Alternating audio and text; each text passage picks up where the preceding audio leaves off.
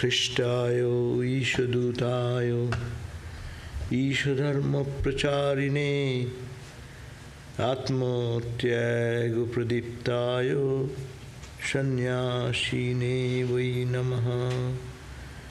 Om Shanti Shanti Shanti. My salutation to Jesus Christ, who was ignited with the flame of renunciation, self-immolation, self-dedication, the extreme monastic monk of the order, and he is the Lord of the universe, messenger of God, and who preached the message of the Lord for the good of humanity. I salute that Christ again and again. Oh, peace, peace, peace. So, because it is just close to the Easter, so we have taken this topic that He is risen and He is not here. That means Christ, resurrection of Christ, that we are. So resurrection is meaning to restore to life. To restore to life, and normally it is celebrated as the coming out of Christ's physical body from the after death, the appearance to the disciples. And this indicates the very grand philosophy of Vedanta, that immortality of the soul. In our prayers we say, Asato ma sadgamayo, tamaso ma jyotirgamayo, mrittur ma amritangamayo. There we say, O Lord, lead us from the unreal to the real, lead us from darkness to light, lead us from death to immortality. This resurrection is the declaration that one can conquer death and establish oneself into the eternal life of birthless, deathless state. So, as we know, Christ was crucified on Friday, and then the dead body was put into that sepulchre. And then Saturday and Sunday, in the early morning of the day of his death, the ladies, like early Sunday, they in the morning, then Mary Magdalene, Mary, and Salome went to the tomb after the sunrise, and they are waiting to anoint the Lord. So they brought some spices, and they were trying to think that how they will enter into that place where the body is kept. So they meant to anoint Jesus' body with more spices. They were thinking how to get help to roll the heavy stone from the front of the burial chamber that was covered with a big, huge stone. But with their surprise, when they reached there, they found that the stone has rolled down, and they could enter into the place where Jesus' body was kept, and suddenly they noticed that it had already been moved out of the way. And entering the tomb, they saw a young man in white robe seated there. And according to mark. It says, do not be amazed. The angel, whatever he saw, they saw, said, do not be amazed. You seek Jesus of Nazareth, who was crucified. He has risen. He is not here. See the place where they laid him. So the Mary Magdalene and Mary, the mother of James, and others, they were astounded to see that there is Christ is not there. But Jesus appeared almost immediately to Mary Magdalene and Mary, the mother of James, when she was weeping outside the tomb. Jesus approached, but Mary thought her risen Lord was the gardener, according to John's Gospel. It was only when Jesus tenderly addressed her by name that she recognized him and hailed him as teacher. So this is the historic thing, whatever we hear from the reading the Gospel. The significance is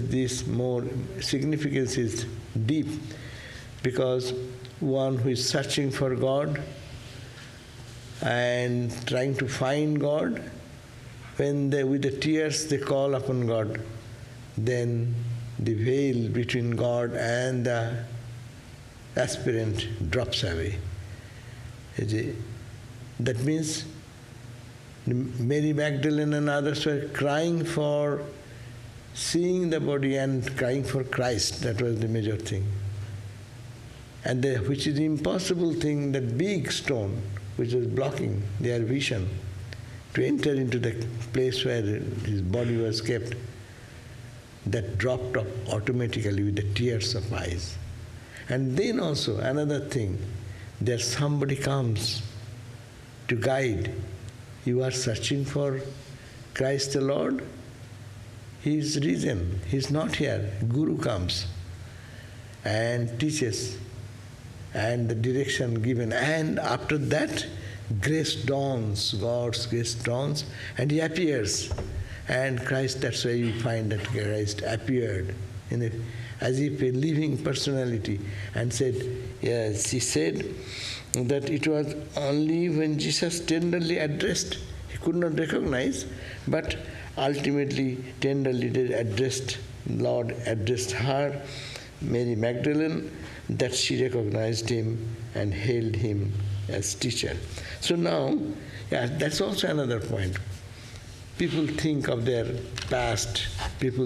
We cry and weep that we are weak, we are failures.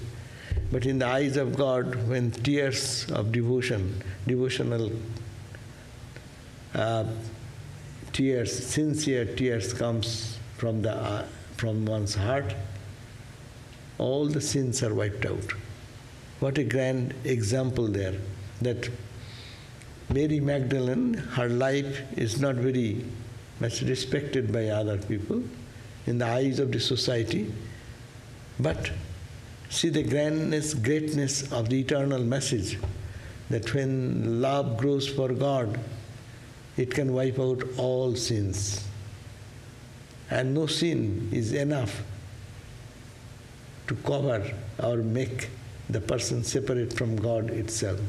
So this is so much feelings are there, so much to learn from this story of.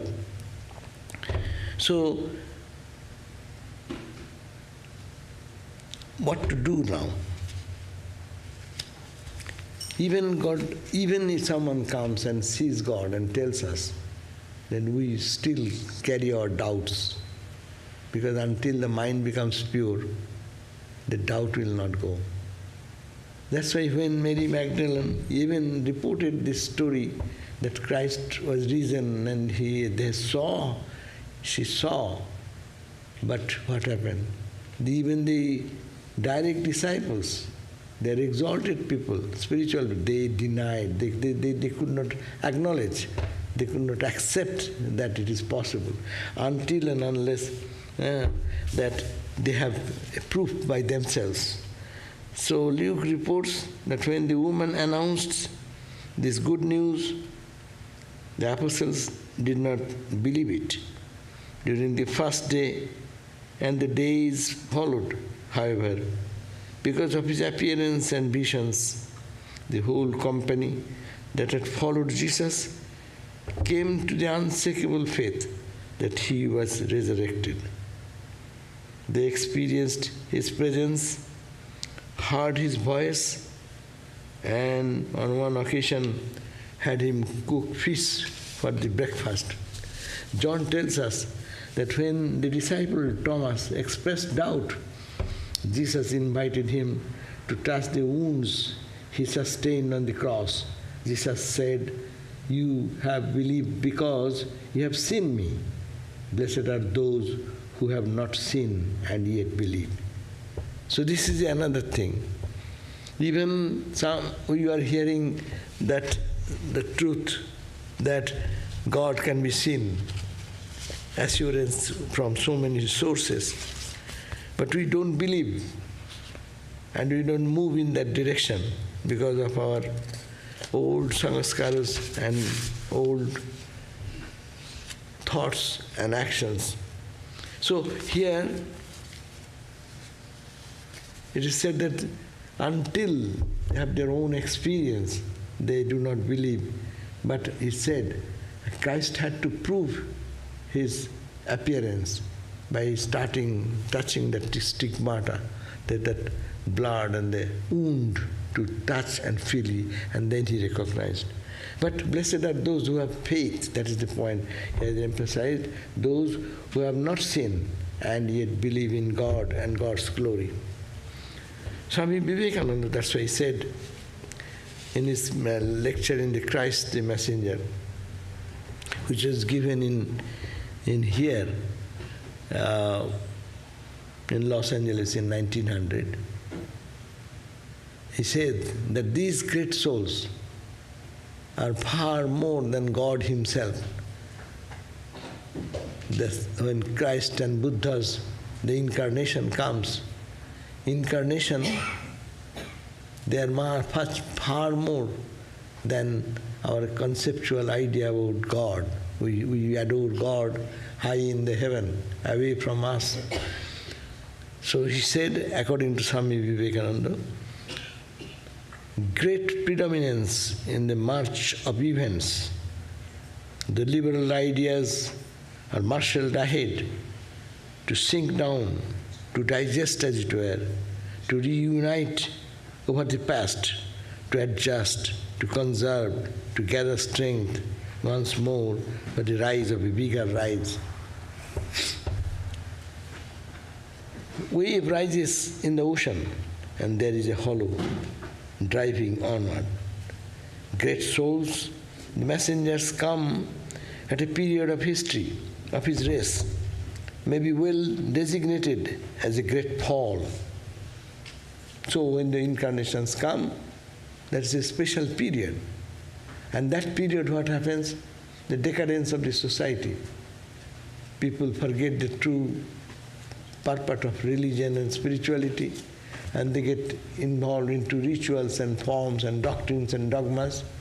And that's why Swamiji says, the great souls, they are the messengers, came at a period of history. If we look at the history all the time, Rama, Krishna, Buddha, Christ, and all Chaitanya, the society is conditioned that it is the race may be well designated as a great fall.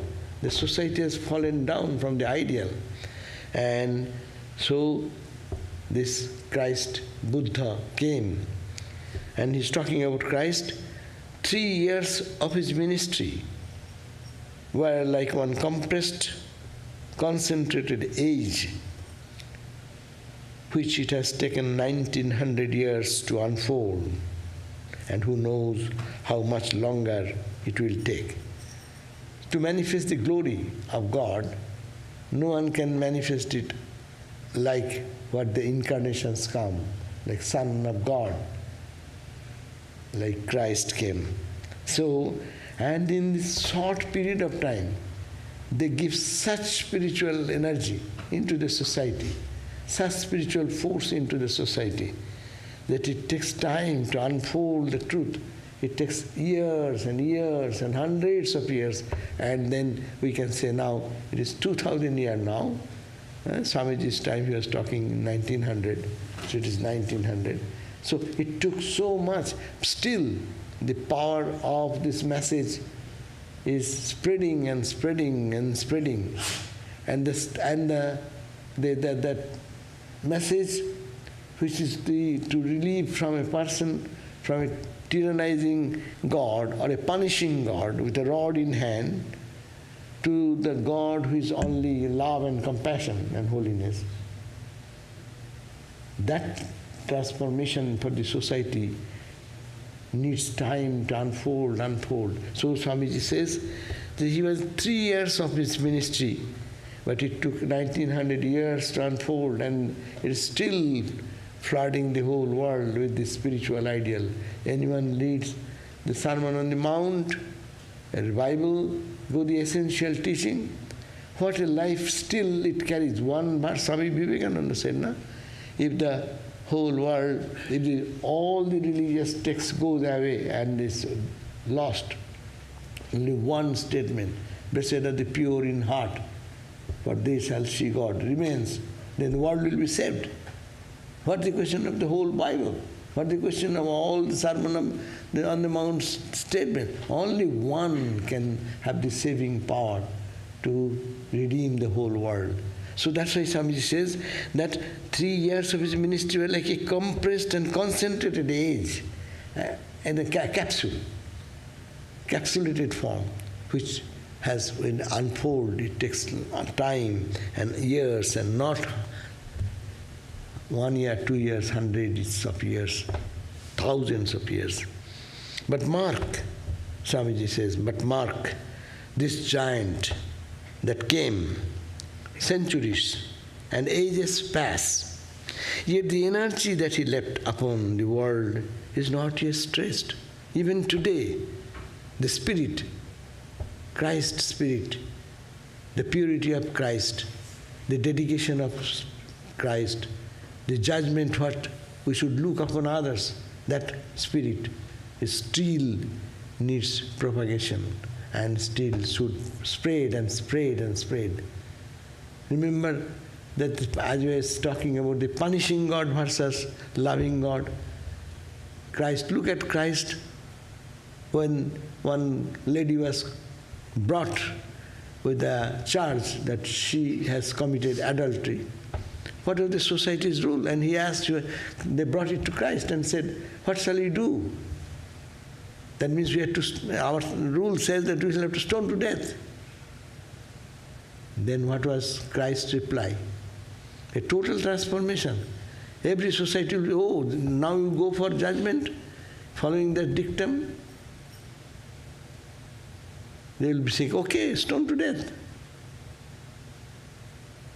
Now what he said, first pick up the stone and look at yourself who have not committed any wrong in life. So changed, everything changed. Everything, so look back from yours, from the side seeing the fault in others, try to find here first. What a transformation and what a compassionate treatment that you judge others because you think you are perfect. But you are full of imperfection, that's why you are seeing imperfection.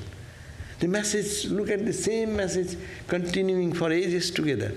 They say that Christ said this, and look at Holy Mother is saying. Don't try to, don't see fault with others. People make their own mind, first colored with the coloring of something wrong, and then they project it to the others. And philosophically, that's what we see through the lens of our mind. If the mind is full of negativity, you'll see the negativity in the world.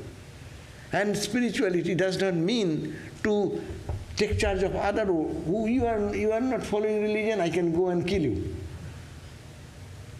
Kill yourself first. Kill your ego first. Destroy your own impurities. That is a turning point. That is the Christ, glory of Christ. And that is the message of all the incarnations. And they are calling that this is to follow. That's why Swamiji said again, take one of these great messenger of light. Compare his character. If we judge their character with the highest ideal of God that you have ever formed in your mind.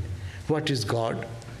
We have some concept. God is love, God is compassion, God is holiness, God is the redeeming power. A conception, whatever conception you have, keep all those thoughts. And you will find that your God falls short of the ideal, and that the character of this prophet exceeds your conception. Their life is so glorious because it is manifested in the personality of them. In every movement, every breath was the blessings for the world. When you look at the incarnations like Christ, Buddhas, Ramas, Krishnas, that every breath, every moment is dedicated for the good of others. And that's the blessings to the world. So they are the greatest conduit of the infinite energy of God to manifest in this mortal frame and to help the whole humanity. Therefore, it is a power. These forces, these Christs and Buddhas are not human beings in flesh and blood, as you see only, but they are the concentrated energy, the spiritual force. For the redemption of the whole world they manifest. And they are the greatest conduit. Their bodies are the greatest conduit. We have also bodies. Our bodies are non-conductor. Non-conductor, that's why current does not flow through it. God's current does not flow. Worldly currents flows to us very strongly.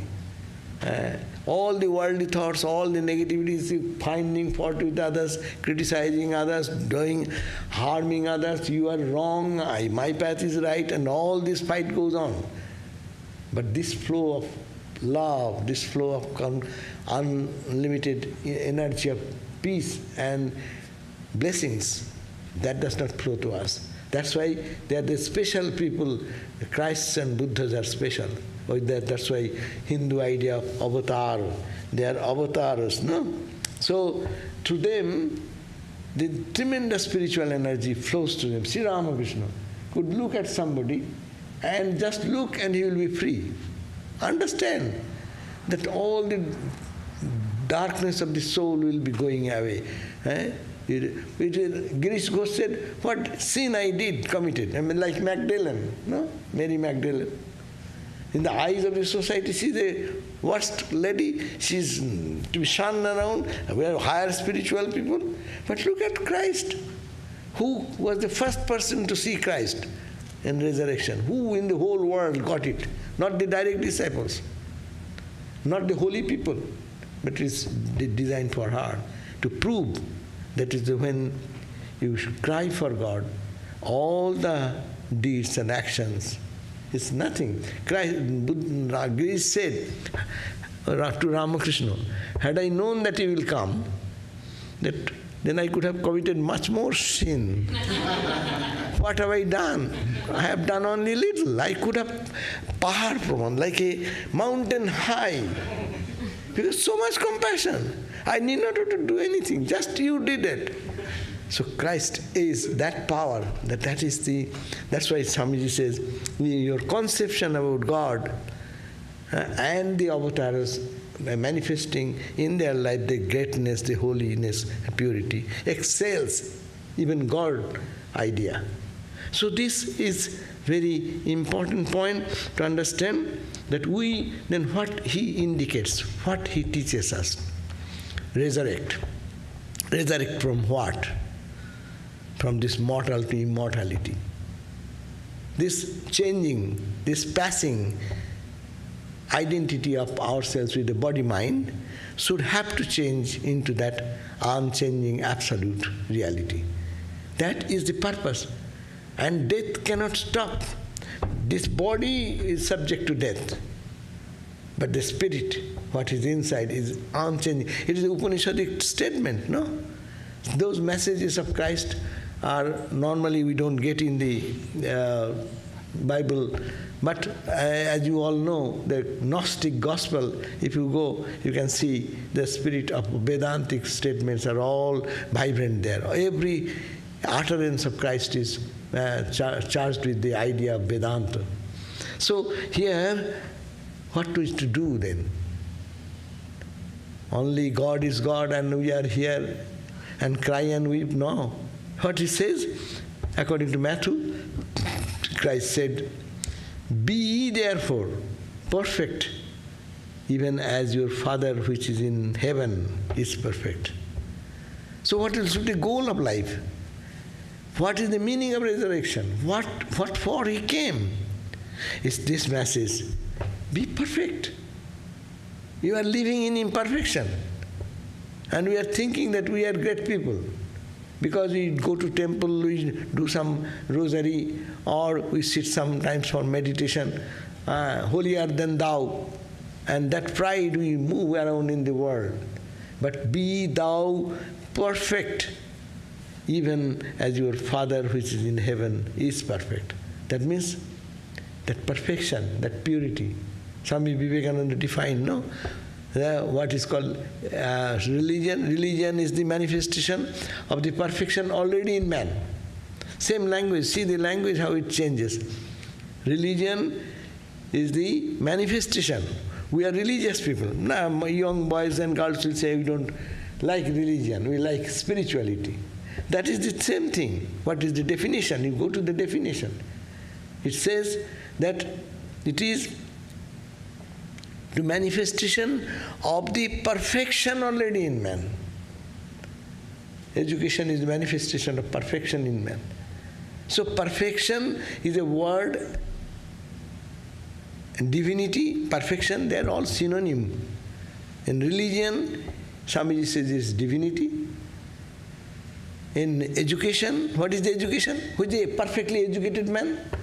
We know who have high degrees, who are in great scientists and all educated, highly literate person. No, he says education is the manifestation of the perfection already in man. In every action, a person whose every action will be perfect. Every thought will be perfect. How? Unless one tunes with the consciousness of the divine. So that's why it is the message that we need to be perfected. And how to be perfected? What is the way? There are so many ways and means to be perfected. Everyone can say, be perfect, but does not mean anything. How shall I do? And not in a language, very high, complicated, philosophical language. Very simple. Christ said, that is, Matthew again says, Matthew's Gospel, that love your enemies, bless them that curse you, do good to them who hate you, and pray for them which despitefully use you and persecute you. That is called perfection.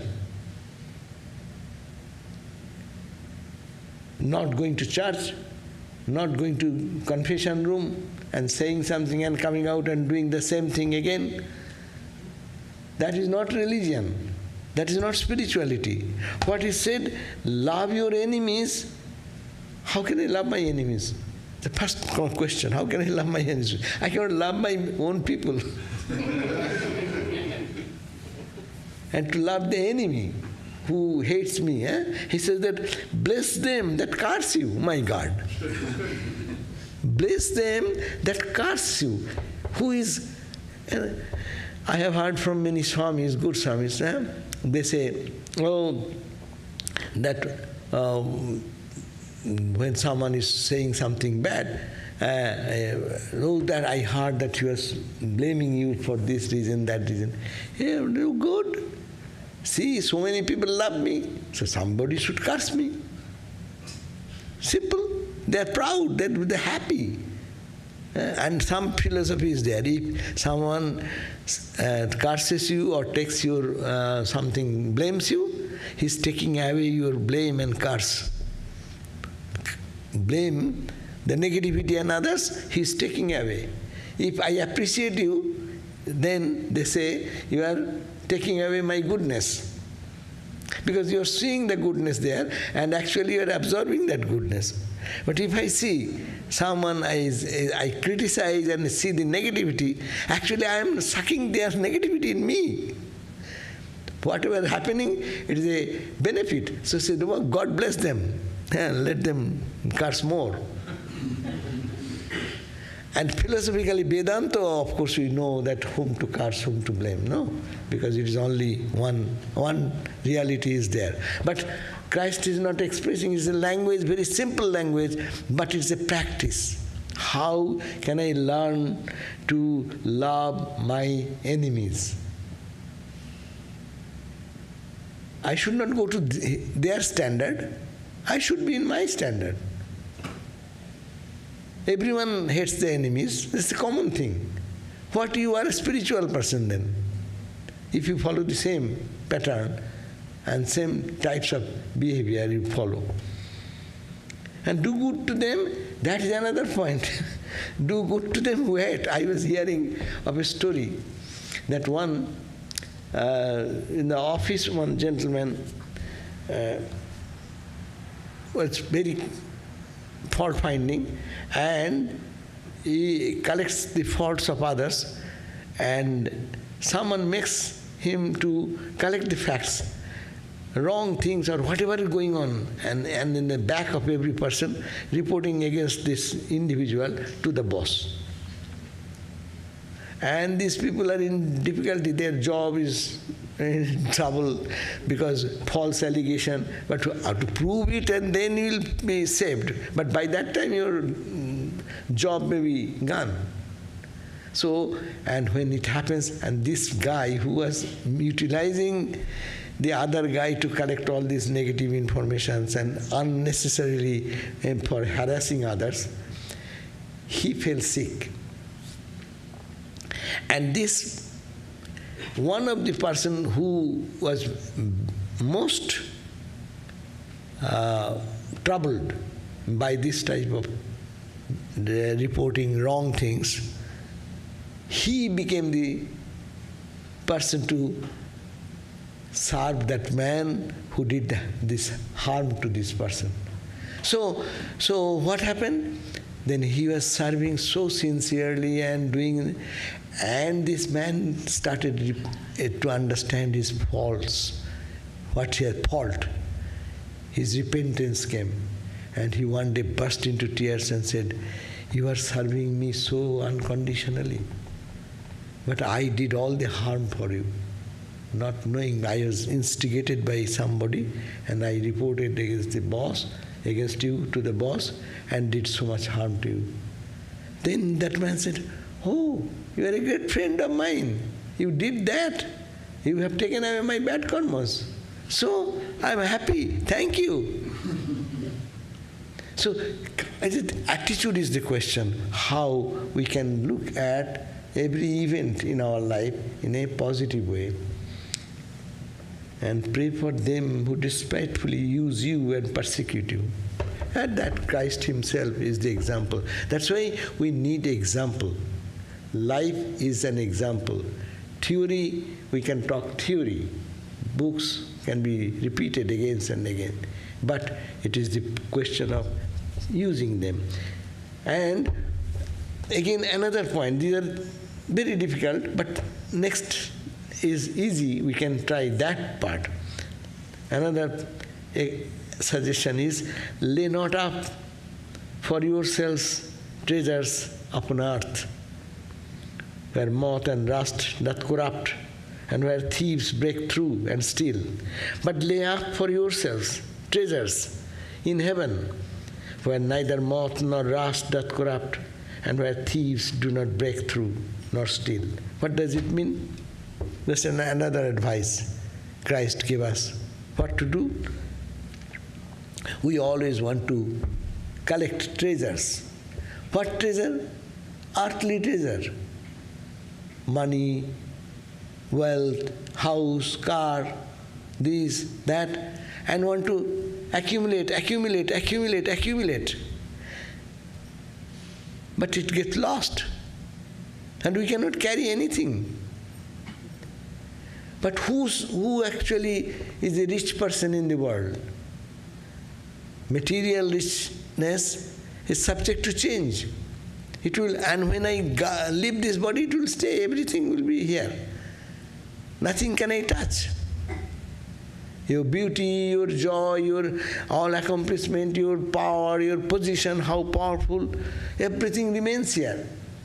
And it will be lost. All accumulation of the whole life's journey will end in one point. Every moment, utilizing the moment for the mundane thing, momentary thing of life, our days are past. 24 hours for us, God has given 24 hours for all of us, no?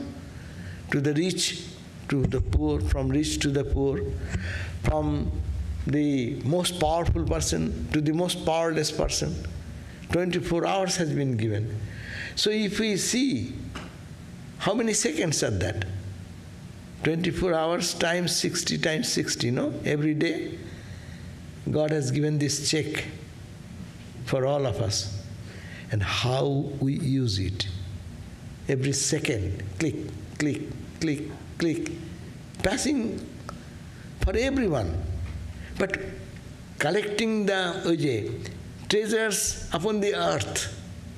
Treasures upon the earth. That means name, power, position. Should we not have those? Yes.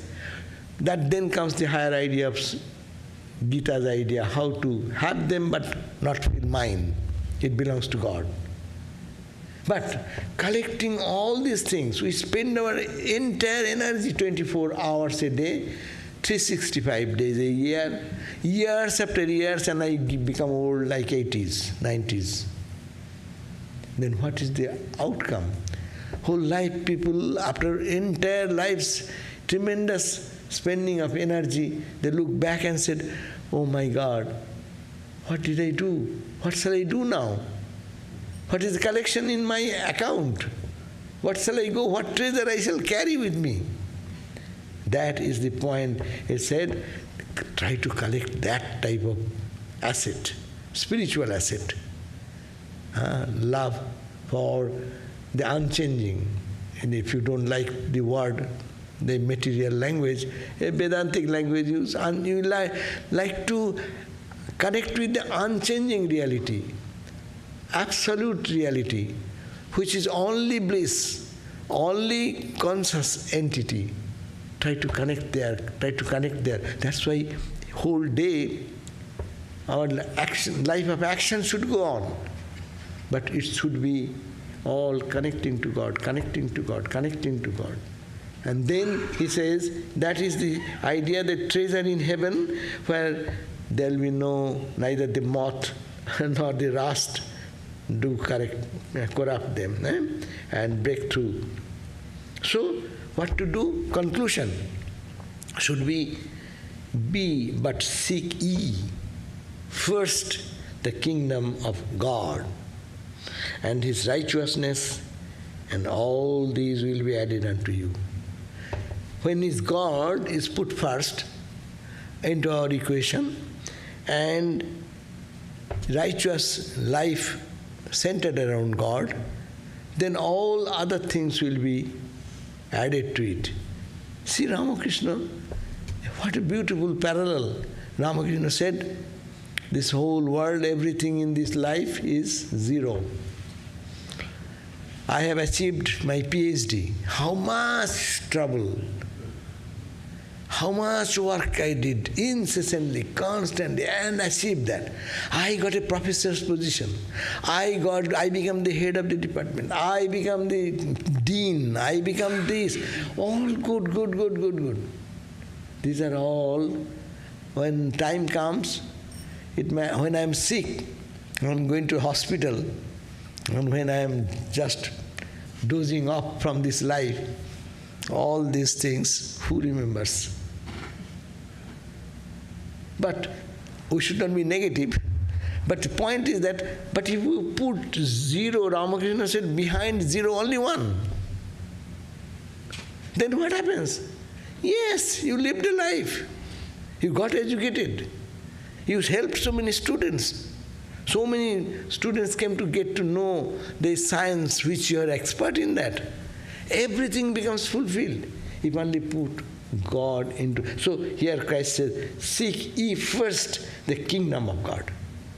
That means there is the point, put God at the beginning, and then everything valuable, more valuable, more valuable, more valuable. So everything will be added to you, unto you. You need not have to seek for anything. So this is, and also this call of God, who is ready to respond to the call.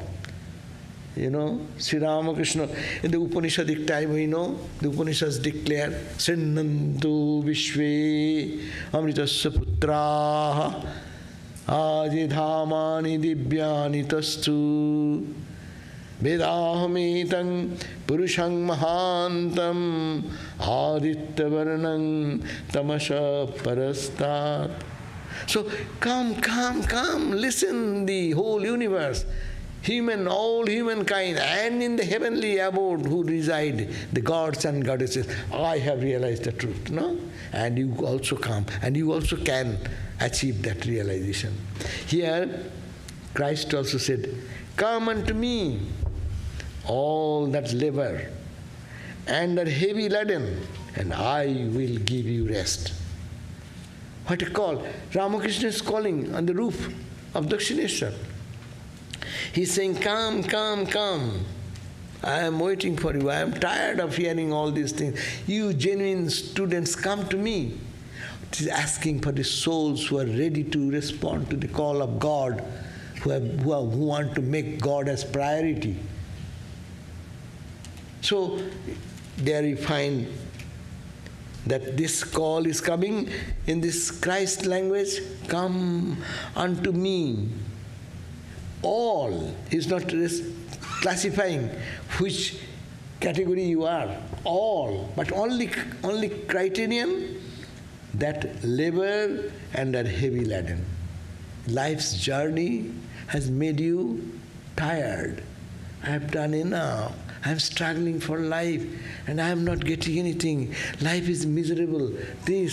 All these things are going on, and I will give you rest. Assurance is 10% assurance. That is God's assurance. I will give you rest. But only what you have to do? You have to feel the tiredness of life. Tiredness in life means all these pleasures, all these accomplishments, all my money, wealth, prosperity, it ultimately is nothing. It does not please me anymore. Therefore, what he says, and heavy laden, feel that it is a laden, it is a huge yoke, no? To carry further this load is impossible for me. Feel that pain. Otherwise it will not. God's message is there. Who listens to this message? We are talking about God, we may be only 30, 40 people. But you just give a fancy dance or something, see, thousands of people will flock around.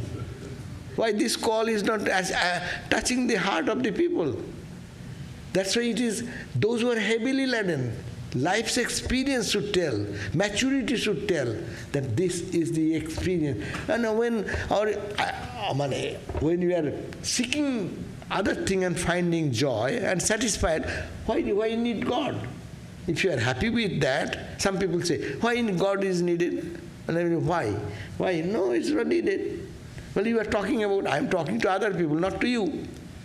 You just go and have fun and sing and dance and do your own thing, and find one day that it did not satisfy you, then you will come and then someone will tell you. It is not that we are not forcing to proselytize. It is not proselytizing we will not do. It is the inner transformation. One should feel, I am tired of this. Swami Vivekananda's poems are beautiful poems are there, no? I am tired of this. Oh, Mother, please open thy door. I want to seek to see you. No? So here also, heavily laden, take my yoke. Then you think that you are doing God's work.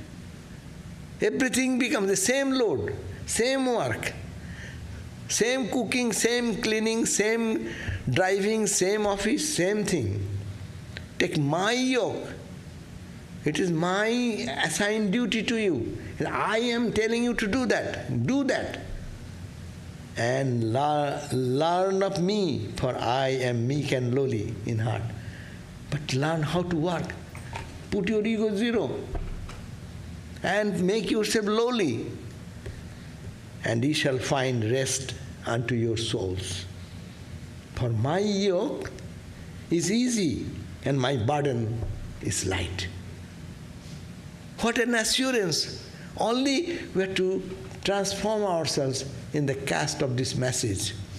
Not to do anything extra, not to find God from some other nooks and corners hiding somewhere, but it is the transformation of our thought.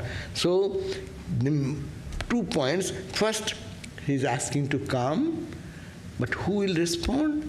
Those who come, even it is said, many are called, few are chosen, no? But few are chosen not. Few of us choose him. Many come. When the beating of the drum, some news come, oh, God has come, God has come. No? So we all, Calcutta, when Ramakrishna came, and the Brahma movement started, and Keshav Sen was preached in his magazine, sending the message that Ramakrishna Paramahansa is come, and this is his life and teaching. And many people flocked around. That there we find the 2 types of devotees come in Ramakrishna's story if we go. One, peripheral people, they come, and when many people are there, and oh, what is going on? He also adds, no. But few, those who come, out of them, very sincerely few are chosen. Chosen or we choose. Ramakrishna's time, many people coming Sunday, he is talking, day and night, whoever coming, and some are enjoying the spiritual message, some are tired and pushing the friend to get out of the Dakshineshwar room and trying to get fresh air of the Ganga. And this presence of God is not very enjoyable to them. Therefore, there should be some hunger. There should be some thirst inside. And when they come, among them also, peripheral people will be there. He is asking to be an intimate lover of God. And intimate lover of God only focus on him. So see how so many people came to Ramakrishna, and Ramakrishna's last days, you see, what happened? They all are thought that he is a God, he is God, and he has cancer. Can he not cure? What type of God is he? So they left. And like Christ, he is God, she cannot save himself. What is that God? Left him. But Mary Magdalene and other worst people in the society's eye, they saw God because their inner circle, they made God as their sole support and only reality behind their real life. So this is the first point. One should come and be ready to sacrifice. Sacrifice the petty, small desires and thoughts, not to become poor, but to become rich. Sometimes people think that as I chanted the very first mantra, sannyasi, Christ is considered as a sannyasi. Actually, he was a monk. out and out monk, what he has in his possession. Huh? So that sannyasi, but he had the question to learn to be a sannyasi like that. What does it mean? Sacrifice. Sacrifice the little ego. Sacrifice the little expectation. And work as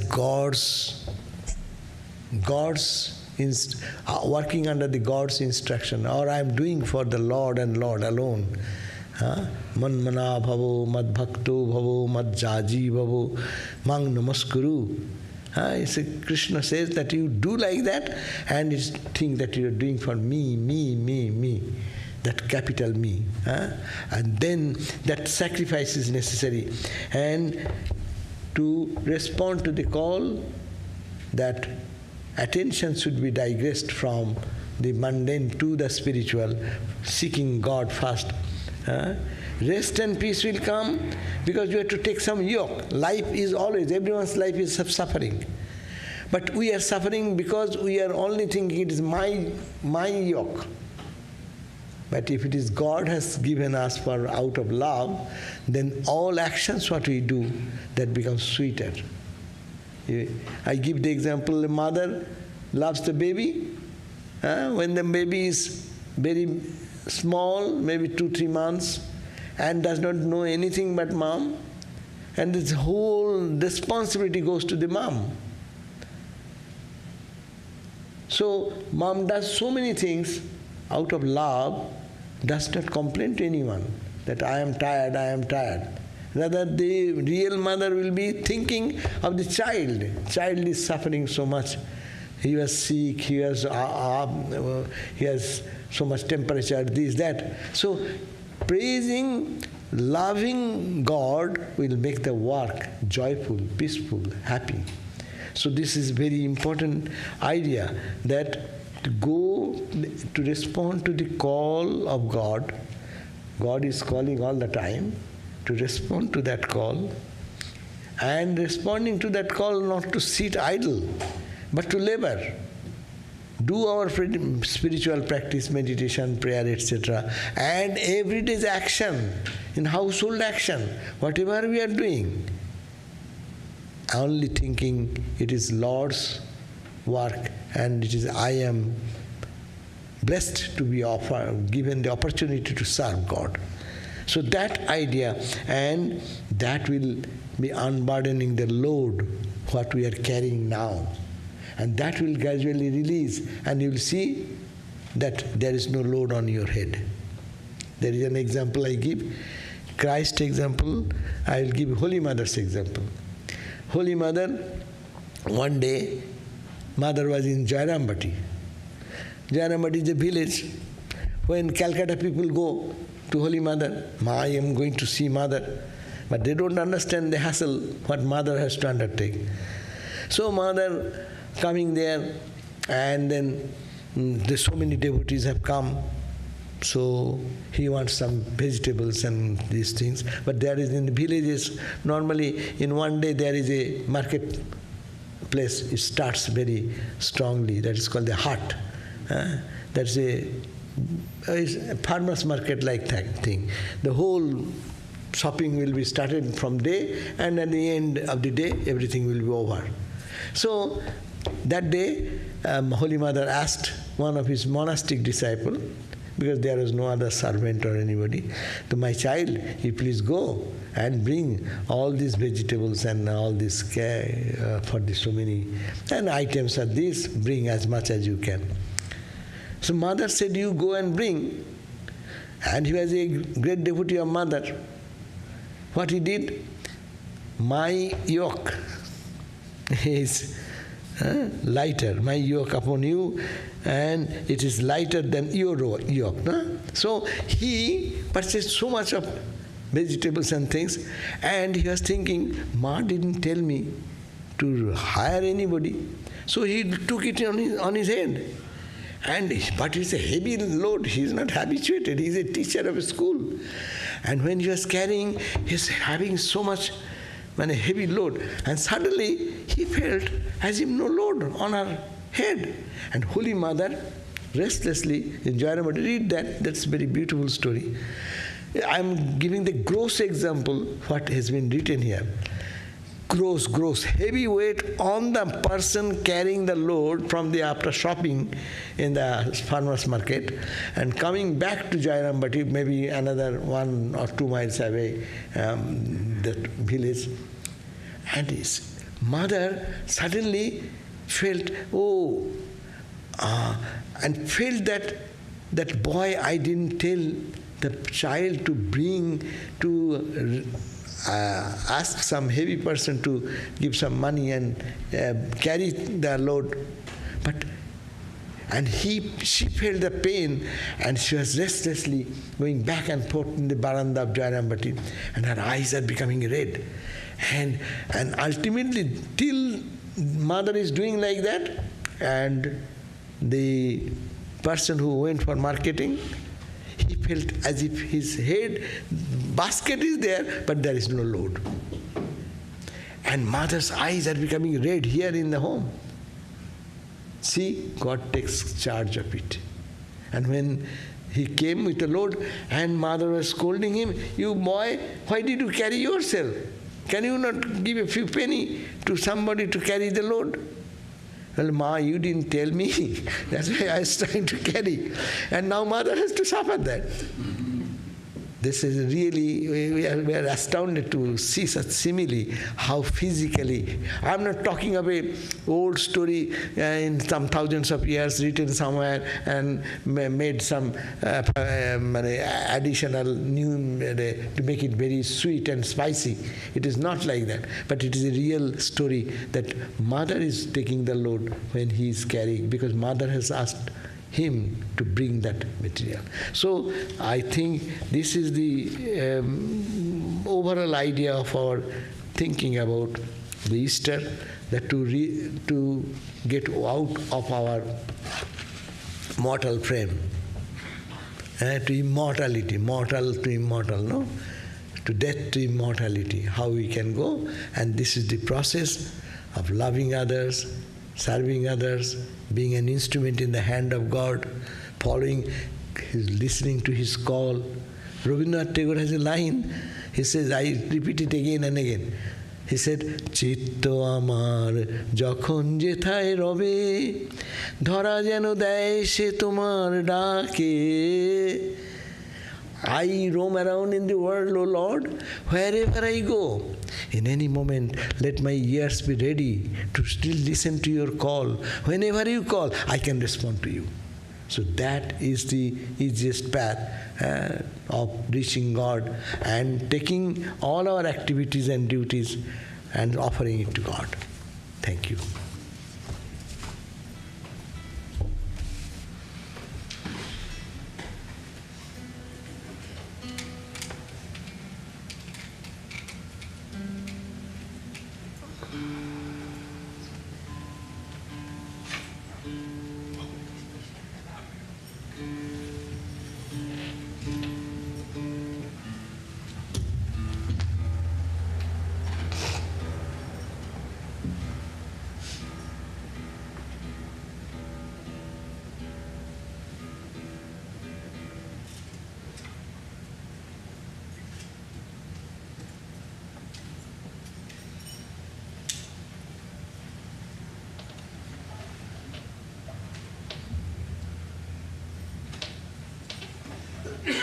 The lyrics of this song are from, like Vedanta, many different faiths, including the Dhammapada from Buddha and others.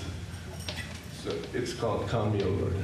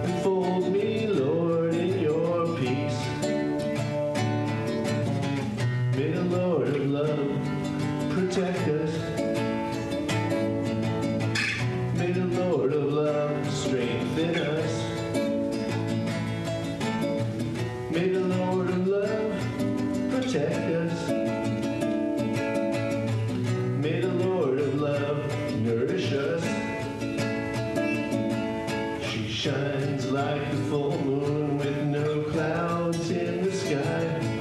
He never asks what life can give, but what can I give life?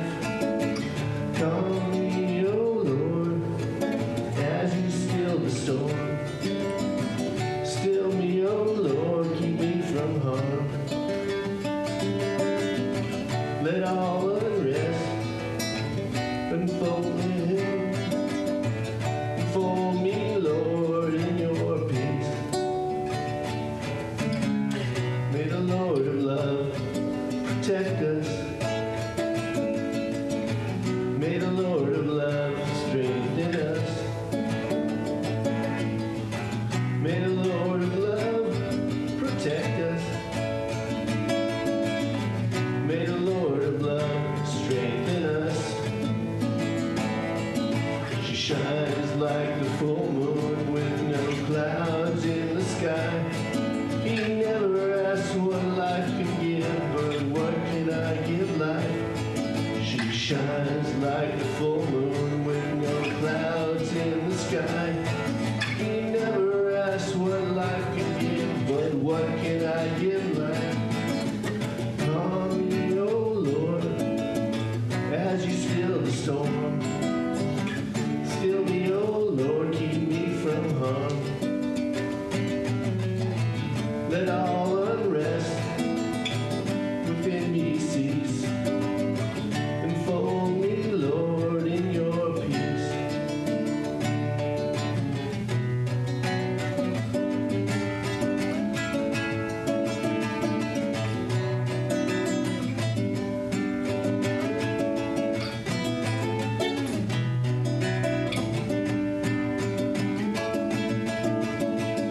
Shines like a full moon with no clouds in the sky. He never asks what life can give, but what can I give life? Calm me, O Lord, as you still the storm. Still me, O Lord, keep me from harm. Let all unrest within me cease. Enfold me, Lord, in your peace.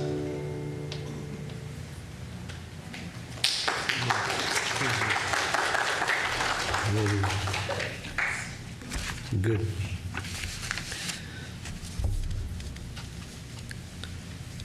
So next week, on the 23rd, Swami Sumanashananda will be speaking, and the topic is Holy Mother in the Eyes of Swami Vivekananda, part 4.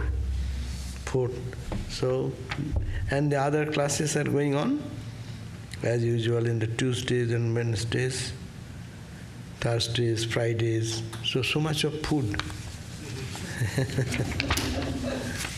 but so we are not getting much in-person attendance. We'll be happy to have you more in person. Sometimes so little, sometimes you have to talk in the empty hall. For the classes particularly. So please join us in the classes as best as you can. And anything more special? No? So we thank you for those of you who joined us at Karma Yoga yesterday. We had a great time. We stuffed envelopes, we pulled weeds, we planted. It was wonderful. We'll be doing it once a month. In person, we come on Saturday morning and join our hands and shoulders and hearts in serving here at the temple and the monastery and the garden. Keep an eye out for them. If you want to be on a special mailing list to be alert about it, talk to me. I'll appreciate your yeah, that's good. Yeah, yesterday Karma Yoga was there. Some of you came and it was so much helpful. See, the chandelier are so bright.